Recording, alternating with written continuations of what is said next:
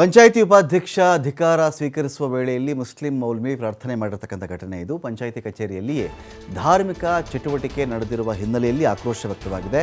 ಉಡುಪಿ ಜಿಲ್ಲೆ ಕುಂದಾಪುರ ತಾಲೂಕಿನ ಗಂಗೊಳ್ಳಿ ಗ್ರಾಮ ಪಂಚಾಯಿತಿಯಲ್ಲಿ ಆಗಿರತಕ್ಕಂಥ ಘಟನೆ ಇದು. ಕಾಂಗ್ರೆಸ್ SDPI ಅಧಿಕಾರ ಹಂಚಿಕೆ ವೇಳೆ ಮೌಲ್ವಿ ಪ್ರಾರ್ಥನೆ ಮಾಡ್ತಾರೆ. ಈ ಪ್ರಾರ್ಥನೆಗೆ ಸಂಬಂಧಪಟ್ಟಂತೆ ಇದೀಗ ವಿವಾದ ಶುರುವಾಗಿದೆ. ಪಂಚಾಯಿತಿಯಲ್ಲಿ ಮುಸ್ಲಿಂ ಮೌಲ್ವಿ ದುವಾ ಮಾಡಿಸಿರೋದು SDPI ಮುಖಂಡರು. ಕಾಂಗ್ರೆಸ್ ಸದಸ್ಯೆ ಜಯಂತಿ ಖಾರ್ವಿ ಎಂಬುವರಿಗೆ ಅಧ್ಯಕ್ಷ ಸ್ಥಾನ ಇಲ್ಲಿ ಸಿಕ್ಕಿದೆ. SDPI ಬೆಂಬಲಿತ ಸದಸ್ಯ ತಬ್ರೇಜ್ ಎಂಬಾತರಿಗೆ ಉಪಾಧ್ಯಕ್ಷ ಸ್ಥಾನ ಸಿಕ್ತು. ಉಪಾಧ್ಯಕ್ಷನ ಅಧಿಕಾರ ಸ್ವೀಕಾರ ವೇಳೆಯಲ್ಲಿ ಮೌಲ್ವಿಯನ್ನು ಕರೆಸಿ ಪ್ರಾರ್ಥನೆ ಮಾಡಿಸ್ಬಿಡ್ತಾರೆ. ಮುಸ್ಲಿಂ ಮೌಲ್ವಿ ದುವಾ ವಿಡಿಯೋ ಸಾಮಾಜಿಕ ಜಾಲತಾಣಗಳಲ್ಲಿ ಇದೀಗ ವೈರಲ್ ಆಗಿದೆ.